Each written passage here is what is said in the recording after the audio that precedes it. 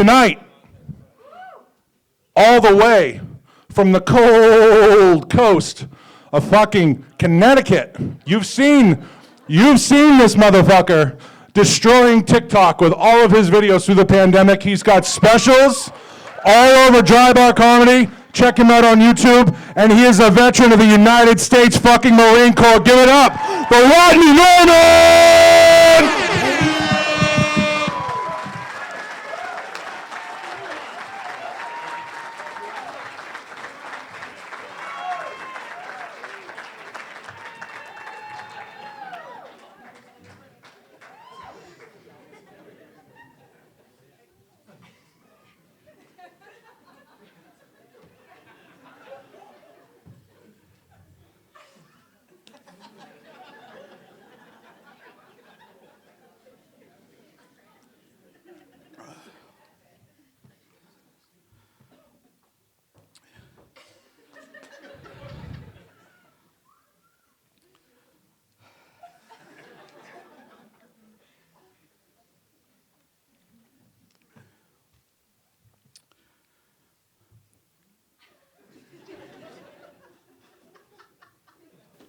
Hey.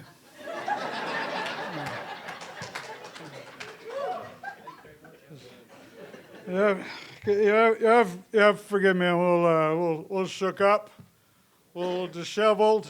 It's kind of a harrowing experience just getting here tonight, because we was almost in a car accident.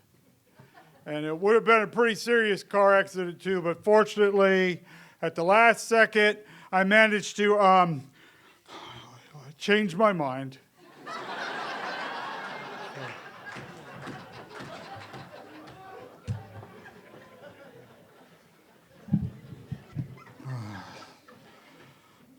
So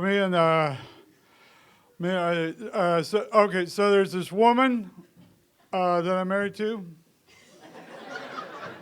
Thank you for that. We're very excited because we just celebrated 23 years of incredible marriage to each other. Thank you. Very excited. It was a very exciting time. It was our 30th wedding anniversary. Give her credit for the good ones. Love my life, though. Love my life, everything. And like I said, she's the only woman I've ever been with. You know what I'm saying?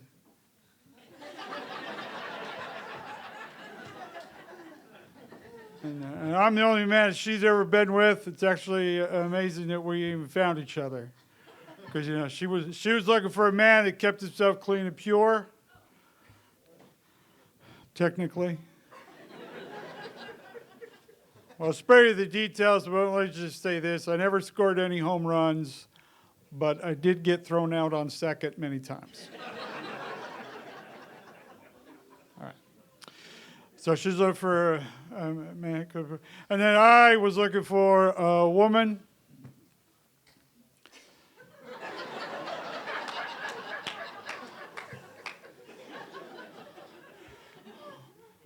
That had nothing to compare me to.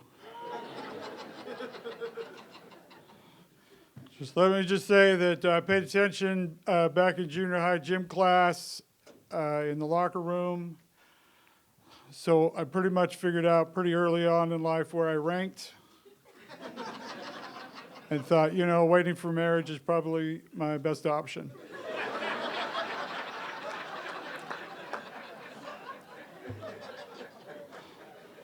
That way it's a surprise for both of us.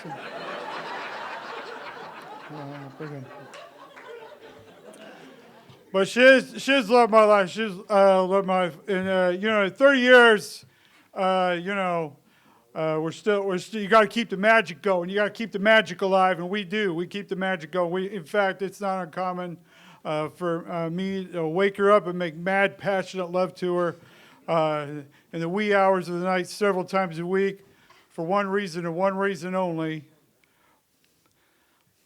To get her to stop snoring.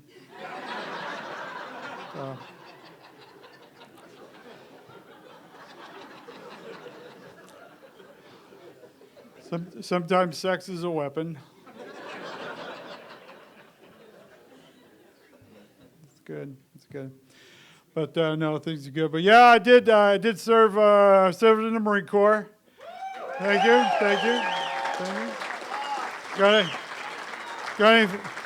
We got any fellow Marines in here tonight? All right. I mean, we only need 2 of us to take the whole room. Where's the Army? Where's the Army guys? Where's the Army?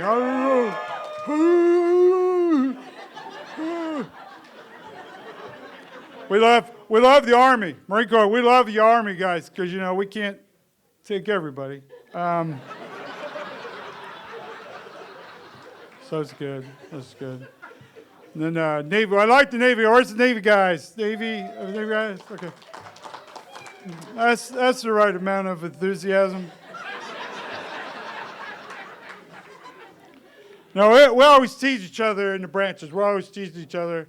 And we used to always call the Navy guys, we'd call them squids. Call them squids. And they would get mad at us and say, hey, we're on squids. Because they preferred to be called seamen.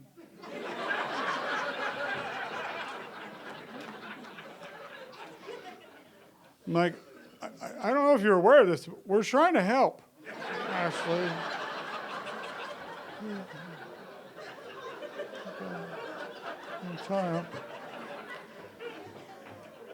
Then, what was that other? Oh, the Air Force. Where's the Air Force? The rest of them are too tired. So, gosh. I had the PT once, and I just can't do it. No, I'll be honest with you. I think the smartest people in all of the military are enlisted Air Force because they never see any action. The closest they come to war is, hey, go!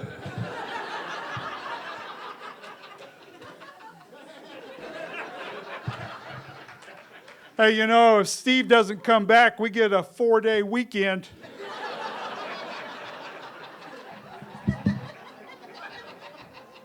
Sure. All right, for those of you guys who went to enlisted boot camp, just for my own curiosity, when you joined, did they give you a list of stuff to bring with you to boot camp? And when you got there, they took it and you never saw the stuff again? Wasn't it just me? It's like, why do I need a Walkman? But no, I didn't know anything about the military at all. I didn't know anything. The only thing I knew about the military was what I got from watching MASH. So let's just say I was not adequately prepared for the experience. I mean, here's my deal. They flew me San Diego, California. Flew there, got there like 10 in the morning, and I'm standing around waiting for Hawkeye and Radar to show up and take me to lunch. But you're standing there, nobody's there. It's just a bunch of other dudes. All just say, what do we do? Huh? After a while, I saw this phone on the wall, this red phone. It said USMC courtesy phone. Now, I'm here to let you know that courtesy is apparently a very subjective word. Because I decided to be a go-getter. Picked up that phone. And I was greeted with, who the hell are you and why did you pick up my phone, you worthless piece of shit?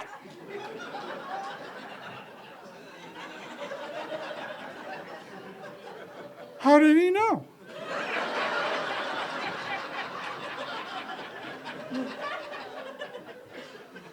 I'm here for the United States Marine Corps. I don't give a rat's ass what you're here for. Sit down, somebody will pick you up in 5 minutes. I mean, I had to pee, but I wasn't sure it was allowed, so I had to hold it. Sitting there all day. I mean, every couple of hours, another group of dudes would show up, and they're like, hey, man, I'm here for the Marine Corps boot camp. What am I supposed to do?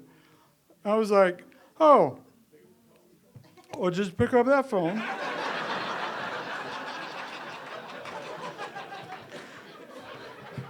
And be assertive. They really like that.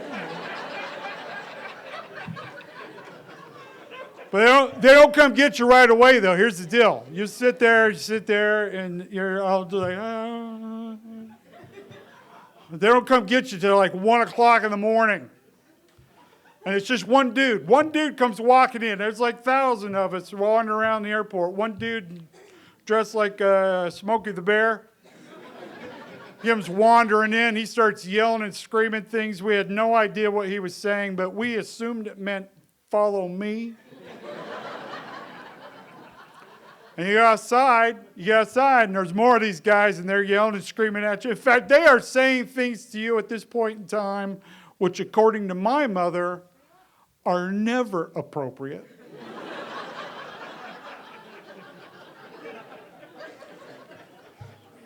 And they start going down the rules. One of the first things they tell you is that you are now property of the United States Marine Corps. Then you are informed that under no circumstances are you to ever touch anything that is property of the United States Marine Corps. Now, as you're dealing with that philosophical conundrum,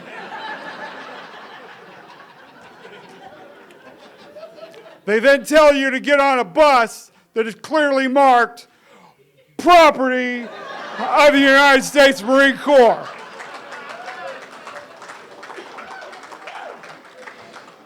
So I'm trying to wrap my head around all this, thinking to myself, maybe what the Marine Corps is trying to teach me is that you're not really ever touching something unless you have a covalent bond. But I might have been overthinking it.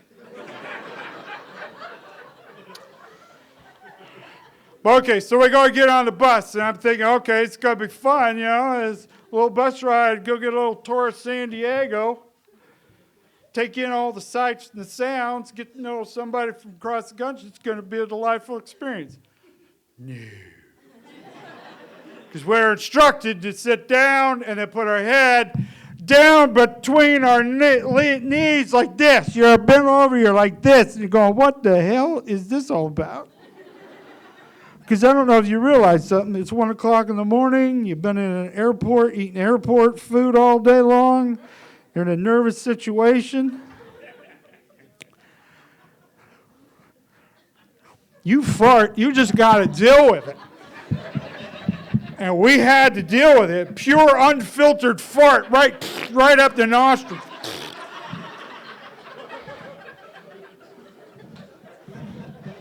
You're hitting the bumps and the bus ride is like 2 hours long. 2 hours we're riding around on a bus. Do you know where the Marine Corps depot is compared to the airport? They share an address. They're the same freaking place. There's where all the planes land. There's the tarmac. There's a fence.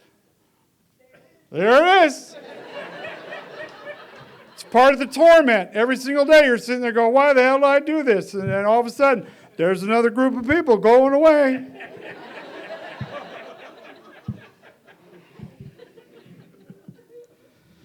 But see, the thing is, boot camp, if you've ever been to boot camp, is what it's designed to do is it teaches you important lessons.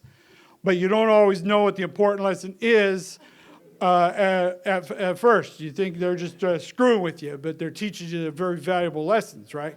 And then later on in your training, it's revealed why that thing was important. It's like, oh, okay.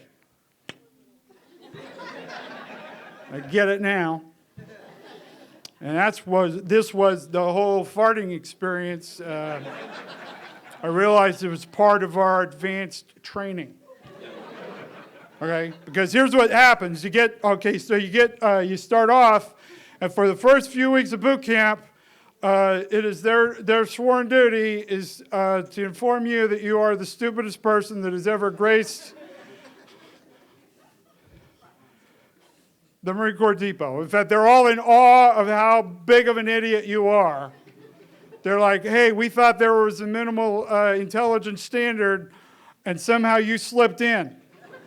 Because you're the dumbest, stupidest, most retarded individual they've ever experienced. They are constantly reminding you that you're an idiot, that you make horrible decisions. This is just one of many that you've made and will continue to make. And it's their sworn duty is to get you to drop out of the Marine Corps because you're going to get somebody killed because you're such an idiot. They wanted to send you home, but your parents don't want you back because they were glad to get rid of your stupid ass as well. You can't do anything properly. You're falling all over yourself. You smell bad. You sound terrible. You're a complete idiot. You're overweight. They do this for 8 weeks. And then they take you to a rifle range, hand you a loaded weapon, just to see what happens. But it's during this experience, it's during this time that you are introduced to the MRE. Or as we used to call them, meals refused by Ethiopians.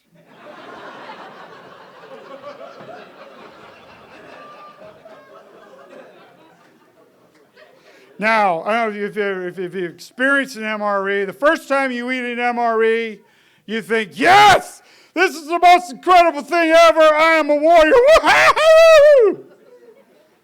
The second time you have an MRE, you're like, it's not that bad. The peanut butter's pretty good.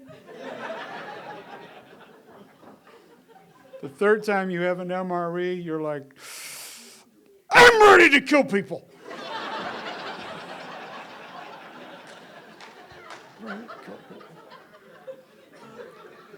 Now here's the deal. You're introduced.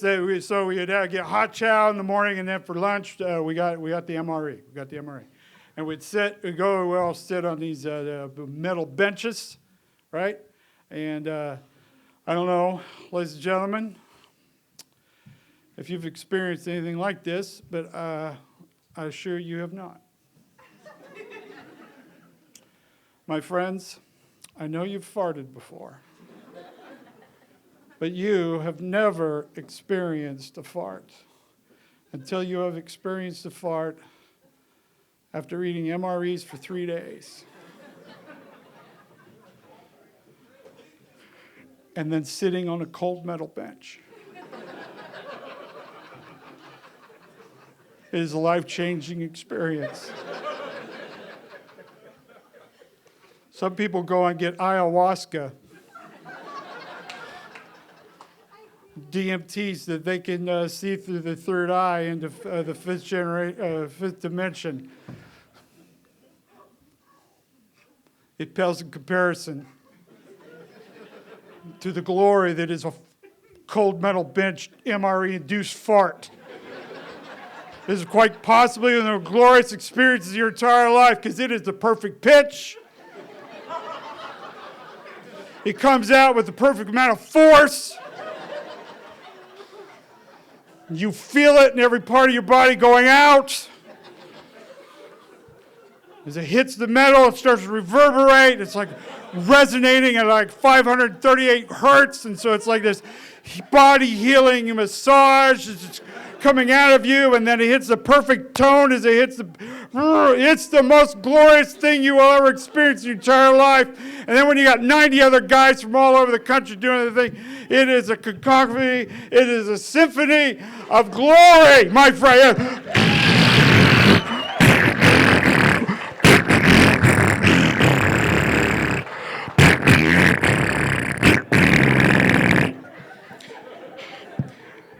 And while all this is going on, you are laughing like it's the most incredible thing you've ever heard. It's the funniest thing you've ever experienced. You are laughing hard. You are crying. You are healing. It is just the most magnificent moment in your entire life. And we were having a glorious time. And of course, one of the drill instructors realized that this was horrible. Because it was their sworn duty to put all joy out of our lives. And so out of nowhere, to our complete surprise, all of a sudden we hear, "Do you have any idea what you have done? Do you have any idea the travesty that you have brought upon each and every one of us? Because of you and your cheeseburger-eating American farts, they're going to drift downwind into enemy territory. And they're going to be able to trilateralize exactly our exact position and return with hellfire upon our heads, and we're all going to die. So you better suck that back in.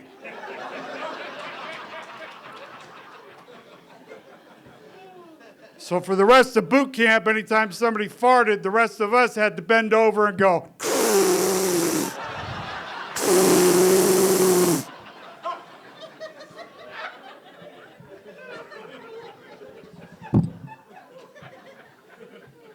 And that's how I was introduced to breath work. Have you done breath work? As a guy, I get, okay, my esteemed position in life, I just get random strangers send me strange messages and invite me to strange places. And I go. People are like, aren't you afraid somebody's going to kill you? Yeah. I had a good run. A great story. But I didn't know anything because this guy, he's a former military guy. He was in Iraq. He came back, he's paralyzed. Couldn't move waist down. They said, he'll never walk again. And he was like, oh, like a true Marine. He was like, screw that. And so he started getting into breath work. Now, for 2 years, he healed himself, and he's walking now, and so he's doing these breath work stuff. It's pretty cool. And I don't know if anybody called me. He's just telling me all about it. And he's telling me all about it. Alpha praise and breathing. I'm just sitting there going, okay, weirdo, whatever. But anyway, so I was in Vegas, and he was like, hey, we're having a get together. While you're in town, why don't you come over? I told people you were here in town. Why don't you come over? I was like, all right. So he says, yeah, it's going to be Saturday at 2 in the afternoon. Why don't you come on? We're going to have a blah, blah, blah, get together. So I'm thinking in my mind, okay, we're going to go have a little barbecue or something, right? So I went and got me bought some potato salad, and then I got one of those Rubbermaid things to put it in so it looked like I made it. All right, so I got my potato salad, and I went to the address that he gave me. He gave me the address, so I go to the address. And I know what to expect. He kind of just, I get there at the address, and there's a bunch of cars around, and I hear this music. You know that kind of music, like no matter how loud you play it, it doesn't sound like it's loud? You know what I'm talking about? That.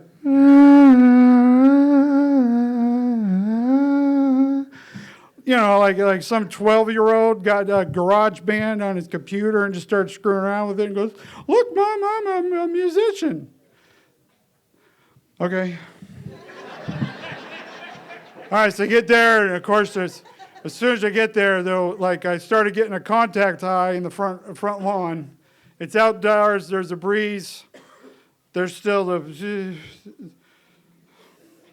they're hotboxing the whole neighborhood is what they were doing. I mean, it was going on. I was like, okay, all right, no problem, okay. Just trying to stay low or whatever. And so I go on and meeting all these guys, former military fellows, and a bunch of. Well, let's just say there was a lot of women there that looked like they were about to make a lot of bad life choices. This one gal, she was telling everybody the first thing she ever touched is she's Russian. She doesn't have a Russian accent or anything, but she was born in Russia, and then she was adopted by Americans when she was 4 months old. I'm like, I hate to burst your bubble, Stacy, but it sounds like you're just from Secaucus. I don't. But she was proud of being from Russia, and she had weird shit. She was really skinny. She was one of those those guys that are really, really skinny, and she wore spandex and still make it look like it's baggy. You know what I mean? And she's crazy. So she's a Russian girl there. And then there was this this other guy who's going to help out. And I'm going, help out for what? What are we doing? I just thought we were having barbecue, right? No, we're doing breath work session. I'm looking around. They got yoga mats laying all over the place. I'm going, oh no. Have you ever done yoga? Okay, see, people get into karate so you can learn how to kick someone's ass. You get into yoga so you can learn how to kick your own. And they got mats laying around, and they go, hey, we're so excited you're here, so we got your own special mat, and we're going to put you right out here in front. And I'm like, I see what I did. And so they were like, well, if you want to go somewhere comfortable, you can move your mat. I'm like, okay. So I moved it to the back. I don't want attention. Because I'm not dressed for everybody else is in yoga stuff, and this is what I was wearing. All right, this is good. But I'm thinking, okay, yoga. I did yoga one time. It lasted like a half hour. So okay, half hour. I can commit. Okay, half hour, and then it's getting late. I gotta go. But so we start. So we do breath work. So okay, though there's this other guy. He's providing the throat music. Are you familiar with the throat music guy? There are people that go, no. It's like they play the didgeridoo with their own voice. And then every once in a while he's just giving you an inspirational message like, you can believe in yourself. You are a true warrior, a warrior of choice. All right. So then they're like, okay, what's going on? Get started. So I'll sit down. I'm like, okay. And I'm like, and then the first thing he starts is, okay, when you start to feel pain, just push through the pain. I'm going, I thought we were just breathing. How do you make breathing painful? What's going on here? Then they got sage. They're burning sage. There's sage going. I'm going, what's in the sage? But here's what you do. You go breathe. You breathe. You do a little breathe. Everybody's doing it. Okay, do this with me. Go. Okay, so you, and then you go. So it's like a put. You breathe, and then you push. Breathe. Yeah.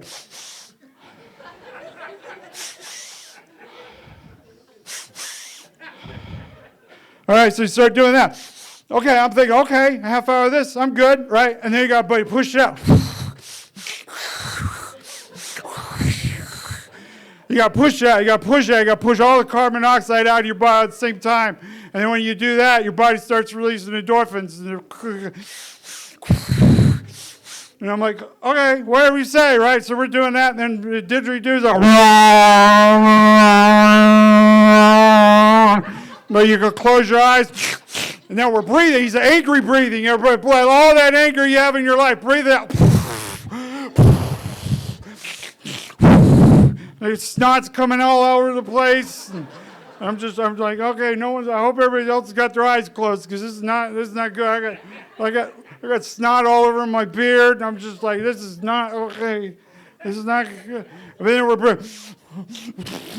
And then we do that for a while, and then we lay down. We lay down, and I think, okay, this must be that we're closing in on the end, right?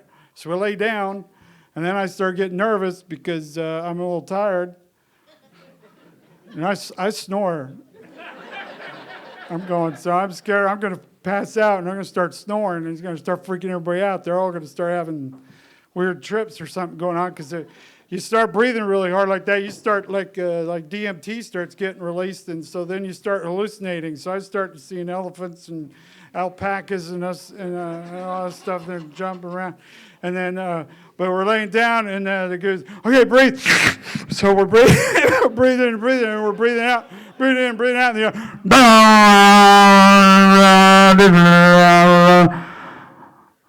please release all of your self-defeating fears. And then for no reason or whatever, the Russian girl's just going, hoo! Hoo!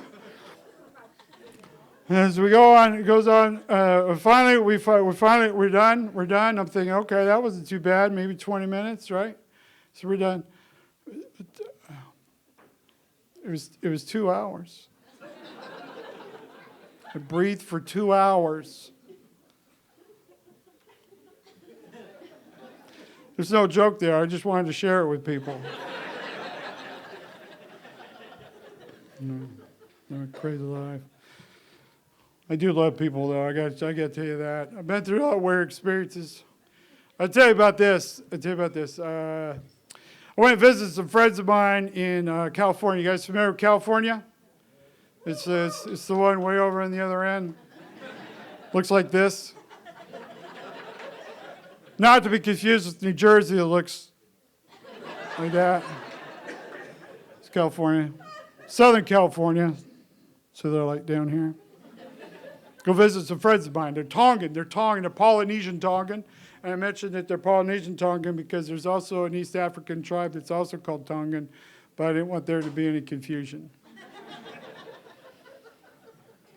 Okay, so I go there and get visit my friends, because every time they're known for years, right? So every time I have stuff going on in California, I just go stay with my friends. And so everyone was coming, and I got there earlier in the day than they were expecting, right? Usually I just show up, walk in, they forgot I was even coming. They're like, "What are you doing here?" I was I told you. And they're like, "Oh, okay." You know what I mean? When I get there, the whole family comes out of the house all at the same time. I get out of their car, and they're all just standing there in the driveway looking at me, and I'm like, "Hey." They're like, "Oh, hey, Rodney, we did not expect you to arrive at such an early time. But we are so happy that you are here, because whenever you are here, you bring joy and happiness.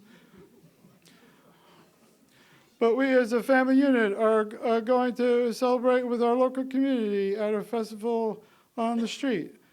Do you think that you would like to join us at the festival of the street?" And I was all like, "Well, I had no other plans. So sure, I would like to join you at the aforementioned Festival of the Street."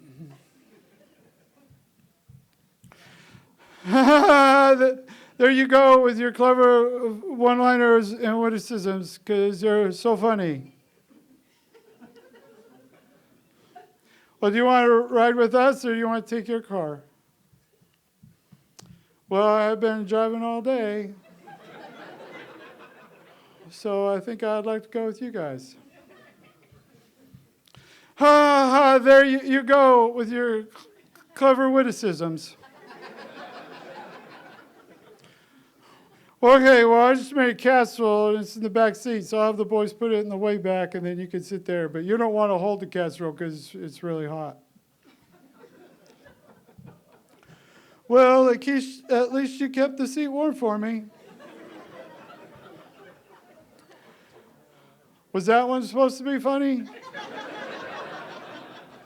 I can never tell when you are being serious or having your clever witticisms.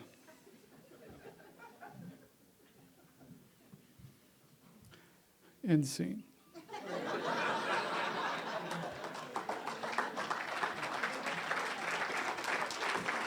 Okay, so we do the street festival, right? And we get there, and there's more of their friends there, more of their Tongans are there. I knew a few of them, right? So I knew Malvius, and so it was pretty cool reconnecting with those people. And then there were some Samoans. There's Samoans. They're also Polynesian, but they do not have an East African equivalent. They got the whole name, it's just theirs. Well, there was a copyright dispute with the Girl Scouts, but I think they got worked out. So they're the only Samoan, right? And then, but anyway, so I'm there, I meet people, and we're just kind of hanging out and looking around, and start realizing there's people here from all over the world, man. This is pretty cool, right? And we're all just kind of enjoying each other, the food, and enjoying the music, you know, everybody's dancing.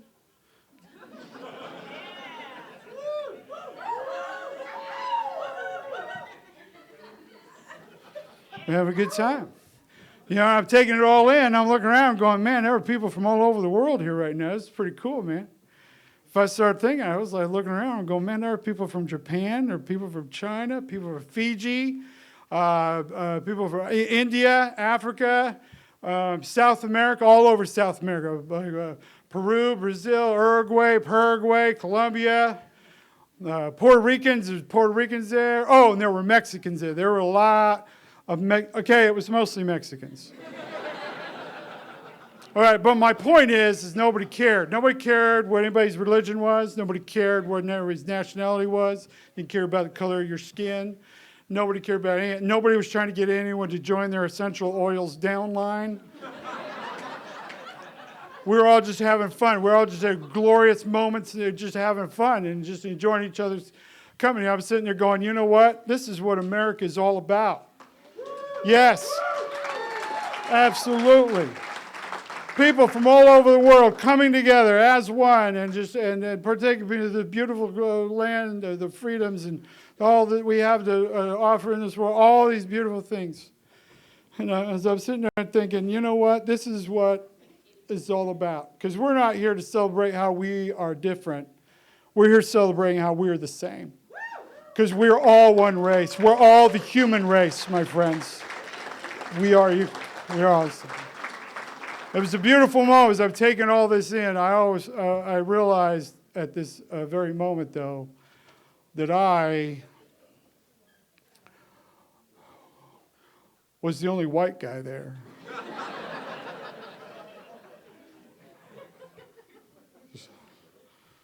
I think you know where I'm going with this. A sudden, humbling realization that, well, I guess I'm in charge.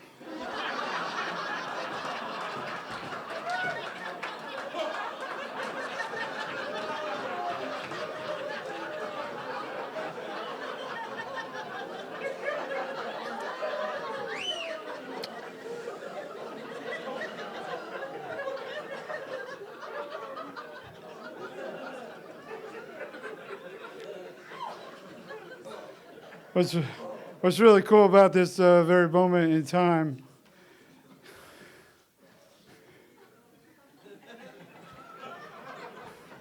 is that there are two groups of people who are offended by that joke. The first group are white supremacists who didn't know that they were white supremacists.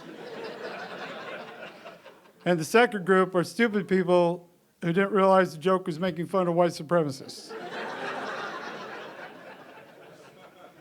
So what I'm saying is, if you didn't think that joke was funny, you're the problem.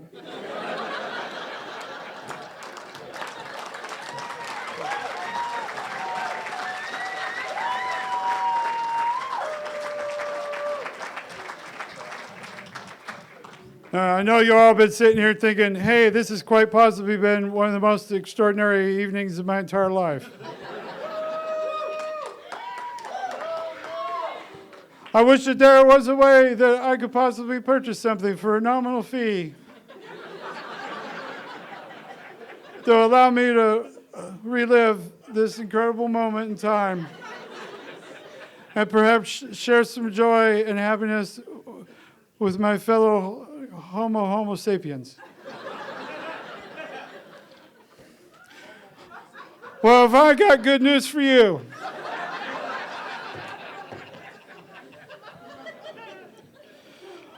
Available for purchase this evening. Imagine showing up to your next company party, church celebration, or perhaps community festival, and share this wonderful message with the rest of the world.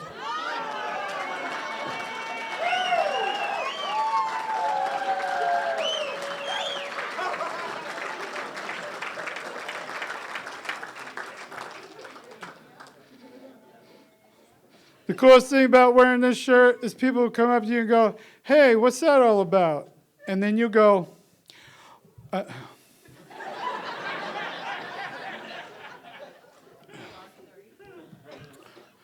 you familiar with the state of California? So well, I'll be over there if you want. get pictures. It's cool if everyone buys cigar stuff. And please don't feel obligated. Come over and say hi. Don't feel obligated to buy anything. You can just give me cash.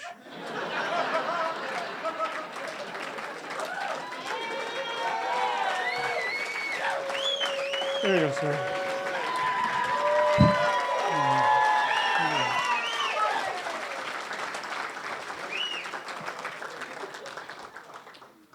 I wish I could stay up here all night, but I have my pride. So before I go, I'll just share this with you. Recently, I had to go on a long trip, and I was kissing my wife goodbye, and she looked at me and she says, "You know, Rodney, you are the sunshine of my life." And I said, "That's beautiful, dear. Thank you." And she said, "Yeah, prolonged exposure causes burning and irritation."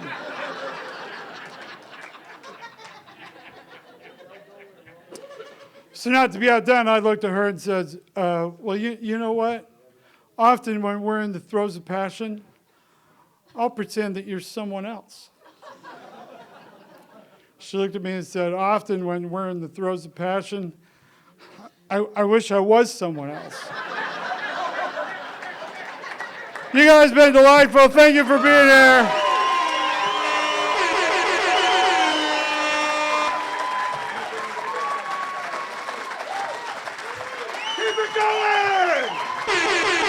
Rodney fucking Norman, folks!